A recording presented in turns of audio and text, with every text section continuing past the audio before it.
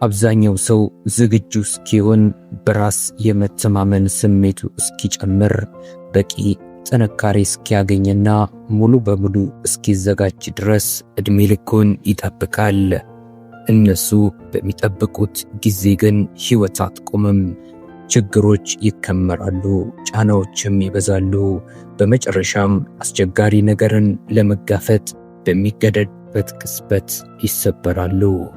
ይህ የሚሆነው ደካማ ስለሆኑ ሳይሆን እንዴት ጠንካራ መሆን እንደሚችሉ ማንም ስላላስተማራቸው ነው። የስቶይክ ፈላስፎች ግን ይህ ችግር አልነበረባቸውም። ማርከስ አውሪሊየስ ልጆቹን እየቀበረና የቅርብ ሰዎችን ክህደት እየተጋፈጠ በሰው ልጅ ታሪክ ውስጥ እጅግ ኃያል የተባለውን ግዛት መርቷል። ኤፒክቴተስ የተወለደው በባርነት ተገዝቶና ተጨቁኖ ቢሆንም በታሪክ ውስጥ እጅግ ነፃ አእምሮ ካላቸው ሰዎች አንዱ ለመሆን በቅቷል። ሴኔካ ስለ ሰላምና ስለ አእምሮ ጥራት የጻፈው ጨካኝ ንጉሥ ሕይወቱን በእጁ ይዞ በሚያስፈራራበት ወቅት ነበር። እነዚህ ሰዎች የተመቻቸ ኑሮ እየኖሩ የተመቻቸ ሐሳብን የጻፉ አይደሉም። ይህ በጥንካሬና በከባድ ዋጋ የተገኘ ጥበብ ነው። እነሱ ትተውልን የሄዱት ፍልስፍናን ብቻ ሳይሆን የማይሰበር ስብዕናን የምንገነባበትን መመሪያ ጭምር ነው። ሕይወትን የሚቀይሩ 5 የስቶይኮች ትምህርቶች እነሆ።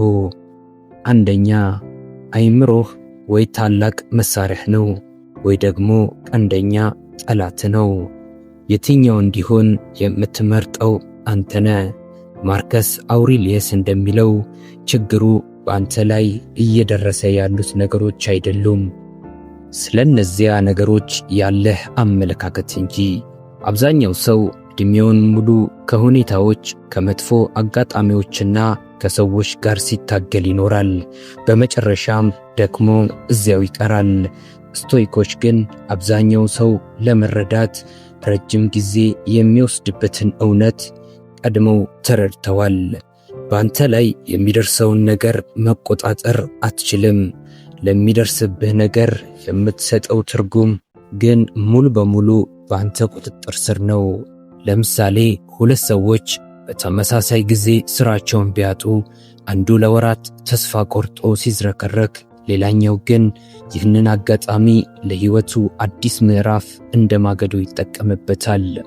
ውጤቱ የተለያየ የሆነው በክስተቱ ምክንያት ሳይሆን በአእምሮ አመለካከት ምክንያት ነው። ስለዚህ ለሚደርስብህ ነገር መታገልን አቁምና ለምትሰጠው ምላሽ አእምሮህን አሰልጥን። ሁለተኛ፣ ምቾት ማጣት ጠላት አይደለም፣ እሱም መሸሽ ግን ጠላት ነው። ምቾት በአካል ሳይሆን በአእምሮ እያዳከመህ ነው። አስቸጋሪ ንግግሮችን በሸሸ ቁጥር፣ የቀጠሮ ሰዓትህን በከፋ ቁጥር ወይም ከከባድ ስሜት ጋር ከመቀመጥ ይልቅ ራስህን በሌላ ነገር ስታደነዝዝ አእምሮህ ከከባድ ነገሮች እንዲሸሽ፣ አእምሮህ ደግሞ ውሎ አድሮ ከሁሉም ነገር ይሸሻል። ኤፒክቴተስ ተማሪዎቹ አስቸጋሪ ነገሮችን ሆን ብለው እንዲፈልጉ ያስተምር ነበር።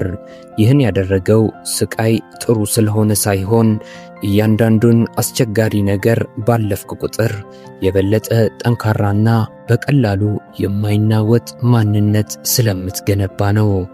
በቀዝቃዛ ውሃ መታጠብ፣ ከባድ ንግግሮችን ማድረግና ለሳምንታት ስትሸሸው የነበረውን ሥራ መስራት፣ እነዚህ ልማዶች ብቻ አይደሉም፣ ስልጠናዎች ናቸው።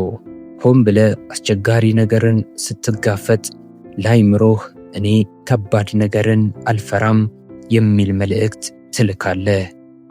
ሦስተኛ፣ አንተ ስሜቶችህን አይደለህም፣ አንተ ስሜቶችህን የምትመለከተውን አካል ነህ። አብዛኞቻችን በስሜቶቻችን ቁጥጥር ስር ነን። ሰው ሲንቀን ወዲያውኑ እንቆጣለን። አንድ ነገር ሲበላሽ ወዲያውኑ እንደነግጣለን። በስሜቱና በምላሹ መካከል ምንም ክፍተት የለም። ስቶይኮች ይችን በክስተቱና በምላሹ መካከል ያለችውን ቅጽበት ጠቅላላ ስብዕና የሚኖርባት ስፍራ ይሏታል። ኤፒክቴተስ ያለ አንተ ፍቃድ ማንም ሊያበሳጭህ አይችልም ብሏል። ይህ ማለት ስሜቶችህ እውነተኛ አይደሉም ማለት ሳይሆን እነሱ ያንተ ንብረት ስለሆኑ በአንተ ቁጥጥር ስር መሆን አለባቸው ማለት ነው። በሚቀጥለው ጊዜ አንድ ነገር ሲያበሳጭህ ቆም በልና አንድ ጊዜ ተንፍስ። ይህ ነገር ሰላሜን ሊያሳጣኝ ይገባልን ብለህ ራስህን ጠይቅ። ሰላምህ ውድ ነው። ለእያንዳንዱ ነገር ምላሽ መስጠት ዋጋ ያስከፍልሃል። ስቶይኮች ይህንን የሰላም ዋጋ በርካሽ ነገር ላይ አያባክኑትም። አራተኛ፣ ጊዜህ የተገደበ መሆኑን አስታውስ። ማርከስ አውሪሊየስ በግል ማስታወሻው ላይ ሁልጊዜ ይህንን ያስታውሳል። ሁሉም ነገር ጊዜያዊ መሆኑን፣ ስልጣን፣ ግንኙነቶች፣ ሌላው ቀርቶ ሕይወትም ጭምር። ይህ ማሰቡ አላሳዘነውም፣ ይልቁንም ንቁ እንዲሆን አደረገው። ጊዜህ የተገደበ መሆኑን ከልብ ስትረዳ ትናንሽና የማይረቡ ነገሮች በአንተ ላይ ያላቸው ጉልበት ያጣሉ። ያስከው ቂም፣ የፈራው ፍርሃት፣ ጊዜው ሲደርስ አድርገዋለሁ የምትለው ህልም ሁሉንም በሞት ፊት መዝነው። ደካማ አስተሳሰብ ሁልጊዜም ገና ጊዜ አለኝ በሚል ቅዠት ላይ ይኖራል። የስቶይኮች መልስ ግን ግልጽና ፊት ለፊት ነው። አንድ ቀን የሚባል ነገር የለም። ያለህ አሁን ብቻ ነው። ሁልጊዜም ቢሆን ያለህ አሁን ብቻ ነው። አምስተኛ፣ ጥንካሬ ማለት የችግር አለመኖር ሳይሆን ከችግር የምትገነባው ማንነት ነው።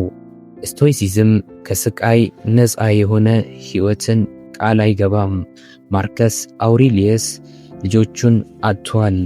ሴኔካ ራሱን እንዲያጥፋ ተገዷል። ኤፒክቴተስ በድህነት ሞቷል። ሕይወታቸው ቀላል አልነበረም። ዋናው ነጥብም እነሱ ነው። እውነተኛ ጥንካሬ ማለት ምንም ነገር አይጎዳኝም ማለት አይደለም። ይልቁንም አንድ ነገር ሲጎዳ ያ የጉዞህ መጨረሻ እንዲሆን አለመፍቀድ ማለት ነው። ከህመሙ ውስጥ ያለውን ትምህርት ትቀስማለህ፣ ከዚያም ጉዞህን ትቀጥላለህ። ይህን የምታደርገው ጥንካሬ ስለተሰማ ሳይሆን ወደፊት መጓዝ ያንተ መለያ ባህሪ ስለሆነ ነው። በጫና ውስጥ የማይፈርስ፣ በአስቸጋሪ ሁኔታዎች ውስጥ የማይደናገጥና ነገሮች ሲበላሹ ጸንቶ የሚቆም ያንተ ስሪት አለ። ይህ ማንነት ለተመረጡ ሰዎች ብቻ የተሰጠ አይደለም። መሸሽን ስታቆም የምትደርስበት ማንነት ነው። ስቶይኮች ልዩ ፍጡራን አልነበሩም። እነሱ ልክ እንደኛ ተራ ሰዎች ነበሩ። ነገር ግን አንድ ታላቅ ውሳኔ ወሰኑ። ልክ አንድ ታጋይ አካሉን እንደሚያሰለጥን እነሱም አይምሯቸውን በየቀኑ ለማሰልጠን ወሰኑ። ስቶይሲዝም አንብበኸው ለአንድ ቀን የምትነቃቃበት ፍልስፍና አይደለም፣ ልምድ ነው። በየቀኑ ጠዋት ጫናዎች ሲጀምሩ፣ ከሰዓት ነገሮች ባልፈለግከው መንገድ ሲሄዱ እና ምሽት አይምሮ ሲጨነቅ የምትመስልበት መሳሪያ ነው። ይህንን ለመጀመር ፍጹም ሕይወት አያስፈልግህም። ዝግጁ እስክትሆን አትጠብቅ። እንዲያውም ዋናው ቁም ነገር ዝግጁ ሳትሆን መጀመርህ ላይ ነው። ጥንካሬ ማለት እሱ ነው። ፍርሃትና ጥርጣሬ እያለህም ወደፊት ለመራመድ መወሰን። ከነዚህ ትምህርቶች ውስጥ አንዱን መርጠህ ዛሬውኑ ተግብረው። ነገ አትበል። ሁኔታዎች እስኪስተካከሉ አትጠብቅ። ዛሬውኑ ጀምር። በቋሚነት የሚወሰዱ ትናንሽ ውሳኔዎች ናቸው የማይበገር ስብዕናን የሚገነቡት። የፈለግከው ሕይወት ያለው እየሸሸው ባለው አስቸጋሪ ሁኔታ ውስጥ ነው። ስቶይኮች ይህንን ከ2000 ዓመታት በፊት ያውቁ ነበር። አሁን አንተም አውቀኸዋል።